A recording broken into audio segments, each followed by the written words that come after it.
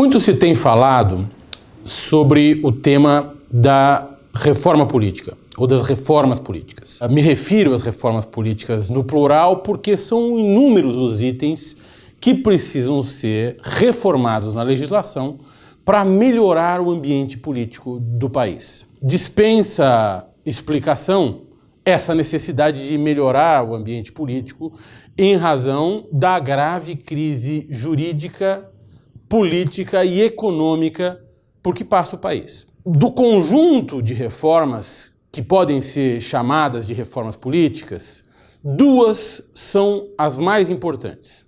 A primeira diz respeito ao financiamento das campanhas eleitorais.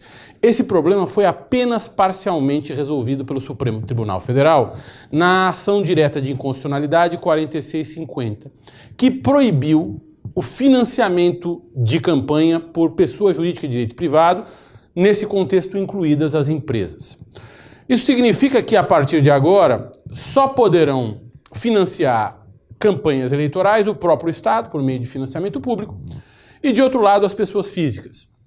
Me parece que essa solução, sem uma disciplina nova, sem um novo regramento, essa solução isoladamente não vai resolver o problema. Nós vamos ter, certamente, fraudes no financiamento por pessoa física, gente emprestando o CPF, muito provavelmente, e nós vamos continuar tendo o problema de caixa 2, dinheiro saindo de organizações empresariais de maneira disfarçada e parando nas mãos de políticos ou candidatos. Se isso não for bem disciplinado, será um problema. Também será um problema a questão da distribuição de recursos públicos para financiar a campanha. Se nós tivermos uma distribuição inteligente dos recursos, nós provavelmente perpetuaremos uma classe política que vai trazer para si todos os recursos públicos para financiar as suas próprias campanhas. Nós não teremos novos entrantes, novas figuras políticas no cenário político brasileiro. Então essas duas questões, desde logo, me preocupam e estão concentradas na caixinha que a gente poderia chamar de financiamento de campanha. Ao lado do financiamento de campanha, nós temos um outro problema, que é o financiamento da cidadania.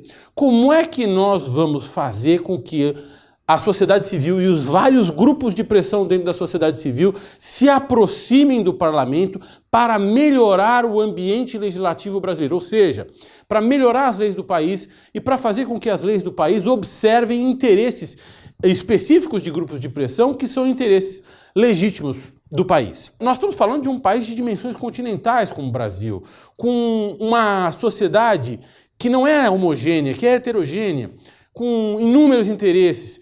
Nós estamos falando de um parlamento que fica no centro de um país de dimensões continentais. Como é que nós fazemos, no regime de produção capitalista, onde tudo é pago, nos mercados, para transportar parlamentares, para ter conversas com pessoas da população, da sociedade civil, para ouvir ideias, para debater melhorias no ambiente legislativo sem dinheiro?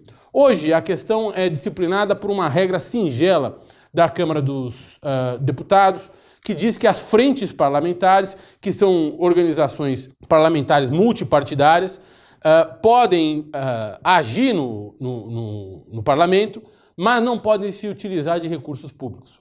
O que significa que elas devem funcionar por meio de recursos privados. Mas não há nada na legislação que explique como é que os recursos privados devem fluir da sociedade civil para essas organizações parlamentares e como eles devem ser utilizados.